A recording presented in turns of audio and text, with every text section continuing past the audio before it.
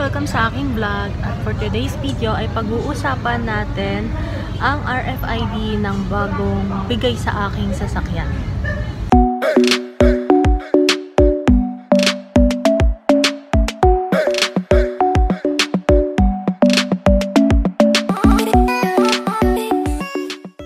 So yun guys, nandito ako sa Coffee Project located sa gitna ng sukat at ng bikutan guys.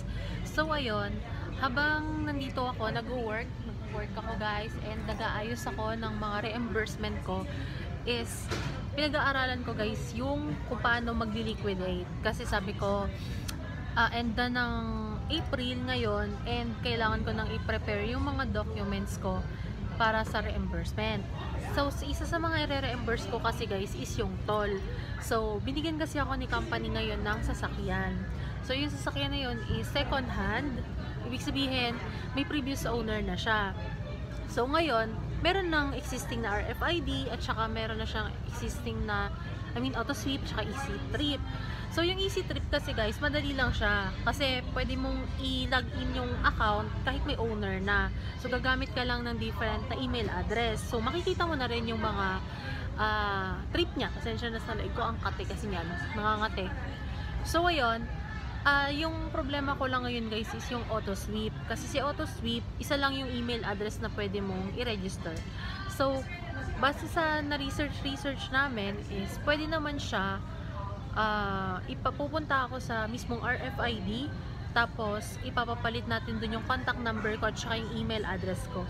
So napag-decide namin na pumunta na ngayon doon para mapalitan na yung account. Kasi ang hassle sa part ko, since gusto ni company na yung mismong entry point at saka yung mismong destination point o yung exit point mo yung ilalagay mo lang sa reimbursement. So, yan yung reimbursement guys.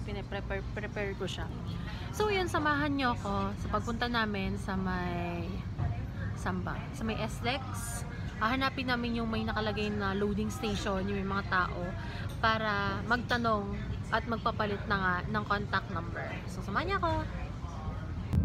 Hello everyone! Welcome sa aking vlog. So, ayan, on the way na tayo ngayon sa Bikutan exit.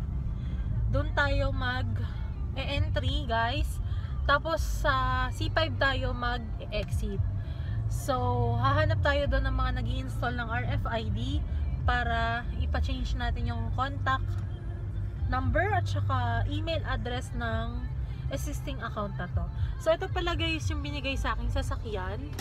Ano siya? Volkswagen T-Cross yung ano niya, model. So, ayun siya guys. Ito yung interior. And, ayun si Capybara. Sama ko siya lagi. So, ayun. Samahan nyo ako na pumunta doon.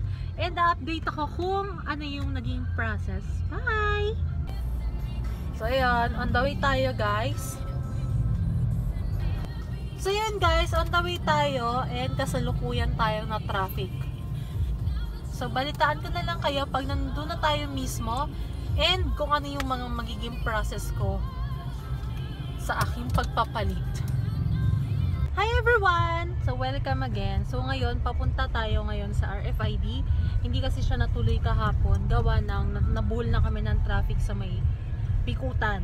So, ngayon, ang gagawin namin is i-entry kami sa Bikutan, tapos i-exit kami sa may C5. Kasi dun daw yung station kung saan yung mga naglo-load or yung mga nag-i-install. So, samahan nyo kami! So, ayan guys. Kita nyo guys, sobrang init ng panahon. So, ayan yung mahihain kong jowa. Siya yung nagda-drive ngayon. Kasi, hindi ko maabutan yung RFID pag ako talaga yung nag-drive. Kasi mabagal pa ako mag-drive. So, yun guys, nakapagpa-update na ako ng contact number and ng mobile number sa RFID. So, ang ginawa lang namin kanina is tumabi kami doon sa may side, doon sa may installation and reloading side. Tapos guys, mabilis naman yung process kasi pagkapunta doon, hiningi lang niya yung card, tapos hindi na niya tinignan yung ORCR kasi okay na yung card lang. So, iniscan niya lang, tapos finil upan kung ano yung mga papalitan, ganyan. Tapos yun na. After nun, sabi niya sa akin, after 1 hour, mag-activate na daw yung account. So, parang magana na siya. 1 hour pa bago mag-update. Ayan, kaya pa ba?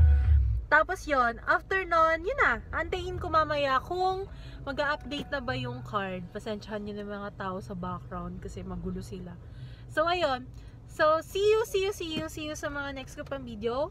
And na-update ko kayo guys kung mag-activate na ba siya later on. Siguro sa bahay na or tomorrow.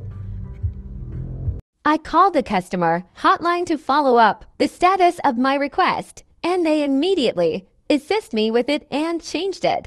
So yun guys, tatapusin ko na tong video na to. Don't forget to like and subscribe sa aking YouTube channel and see you sa mga next ko pang video. Bye!